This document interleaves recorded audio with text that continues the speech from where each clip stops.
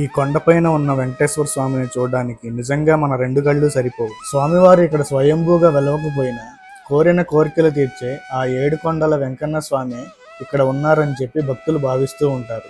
అలాగే ఇక్కడ 108 ప్రదక్షిణలు చేసి ముడుపు కట్టిన భక్తుల కోరికల్ని స్వామివారు తప్పకుండా తీరుస్తారని చెప్పి ఇక్కడ భక్తులు ప్రగాఢంగా నమ్ముతున్నారు. సో ఈ ఆలయం ఎక్కడ ఉంది, ఎలా చేరుకోవాలి అనేది ఈ వీడియోలో కంప్లీట్గా తెలుసుకుందాం.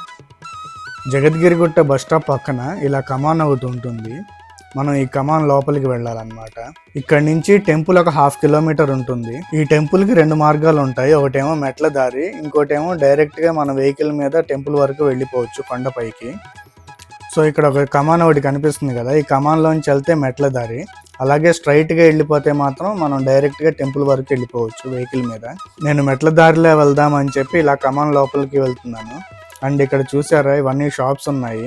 ఇక్కడ కొంచెం ముందుకు రాగానే లెఫ్ట్ సైడ్లో హనుమాన్ టెంపుల్ ఒకటి ఉంటుంది. ఈ టెంపుల్ దగ్గర నుంచి ఇలా స్ట్రైట్గా వెళ్ళిపోతే మనం కొండ కిందకి వెళ్తాం అన్నమాట. ఎక్కడైతే మెట్ల దారి స్టార్ట్ అవుతుందో అక్కడికి వెళ్తాము. నేను నా బండిని ఇక్కడ పార్క్ చేసుకుని పైకి వెళ్దామని చెప్పి స్టార్ట్ అయ్యాను. ఈ మెట్ల దారిని చూసారా, పసుపు కుంకుమలతో ఎలా అలంకరించుందో. చాలామంది భక్తులు ఇక్కడ మొక్కుకొని మెట్లకి బొట్లు పెట్టుకుంటూ పైకి ఎక్కుతారు. ఈ చుట్టుపక్కల ప్రదేశం కూడా చాలా బాగుంది. అండ్ ఈ చెట్టు చూసారా ఎంత కలర్ఫుల్గా ఉందో పువ్వులతో.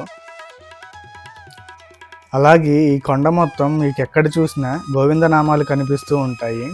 ఈ టెంపుల్ వచ్చేసరికి 1972లో నిర్మించారంట. ఈ ఆలయం చరిత్ర ప్రకారం పూర్వం కుకట్పల్లిలో యోగానంద మహర్షి అనే ఒక సాధువు ఒక ఆయన ఉండేవారు. ఆయన కలలో వెంకటేశ్వర స్వామి కనిపించి దగ్గరలో ఉన్న జారుడు బండ అనే గుట్ట మీద ఒక ఆలయాన్ని నిర్మించి పూజలు చేయమని చెప్పారంట. ఆ జారుడు బండే ఇప్పుడు ప్రస్తుతం ఉన్న జగద్గిరి గుట్ట మీద ఈ గుట్ట అన్నమాట. సో ఆయనకి అక్కడ ఆలయాన్ని నిర్మించేటంత ఆర్థిక శక్తి లేకపోవడంతో ఆయన మిత్రుడైన సోమయ్య పంతులు గారితో ఈ వివరాన్ని చెప్పాడు. అప్పుడు ఆ సోమయ్య పంతులు గారు ఆ ప్రాంతాన్ని విజిట్ చేసి ఇక్కడ ఆలయాన్ని కట్టడానికి కావాల్సిన మౌలిక వసతులు ఇవన్నీ పెద్దగా లేకపోవడం వల్ల ఆ ఆలయ నిర్మాణాన్ని కొద్దిగా వాయిదా వేశారు. అలా ఉండగా కొద్ది రోజులకి సోమయ్య పంతులు గారి అబ్బాయికి కొద్దిగా ఆరోగ్యం పాడైందంట. అప్పుడు వెంకటేశ్వర స్వామి సోమయ్య పంతులు గారికి కలలో కనిపించి ఈ టెంపుల్ ప్రారంభించు, అప్పుడు మీ అబ్బాయికి అంతా నయమైపోతుంది అని చెప్పారంట. వెంటనే ఆయన ఈ ఆలయ నిర్మాణానికి ప్రణాళికలు సిద్ధం చేశారు. ఫైనల్గా 1972లో ఈ ఆలయాన్ని నిర్మించి స్వామివారిని ప్రతిష్ఠించారు. అప్పటి నుంచి స్వామివారు ఇక్కడే భక్తుల చేత సేవలు అందించుకుంటున్నారు. అండ్ భక్తుల కోరికల్ని కూడా తీరుస్తూ ఉన్నారు. అంతేకాకుండా ఇక్కడ ముడుపు కట్టి 108 ప్రదక్షిణలు చేస్తే కోరిన కోరికలు తీరుతాయని భక్తుల నమ్మకం. మనం టెంపుల్లోకి ఎంటర్ అవగానే ఇలా వెండి తొడుగుతో ధ్వజస్తంభం ఉంటుంది. అండ్ ఈ ధ్వజస్తంభం దగ్గరే హనుమంతుల వారి విగ్రహం ఉంటుంది. అండ్ హనుమంతుల వారి విగ్రహం పక్కనే ఇలా శ్రీవారి పాదాలు కనిపిస్తాయి. ధ్వజస్తంభం వెనక వైపు శ్రీవారి విగ్రహానికి ఆపోజిట్లో మనకి గరుత్మంతుడి విగ్రహం కనిపిస్తుంది ఇలాగూ.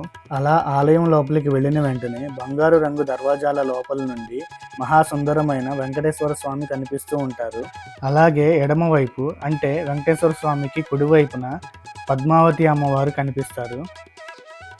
అండ్ ఇంకోవైపు గోదాదేవి అమ్మవారు కనిపిస్తారు.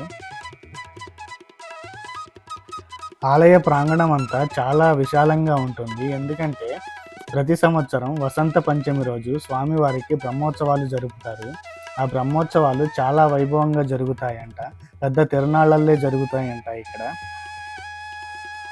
ఆ బ్రహ్మోత్సవాల టైంలో ఆలయం మొత్తం అండ్ ఆలయం ప్రాంగణం అంతా పెద్ద పెద్ద లైటింగ్ సెట్లతో కళకళలాడిపోతూ ఉంటుందంట. మీలో ఎవరన్నా చుట్టుపక్కల ప్రాంతాల వాళ్ళు ఉంటే తప్పకుండా వచ్చి స్వామివారిని చూసి ధరించండి. అండ్ నా వీడియో మీకు ఎలా అనిపించిందో ఒక కామెంట్ రూపంలో తెలియజేయండి. Thanks for watching.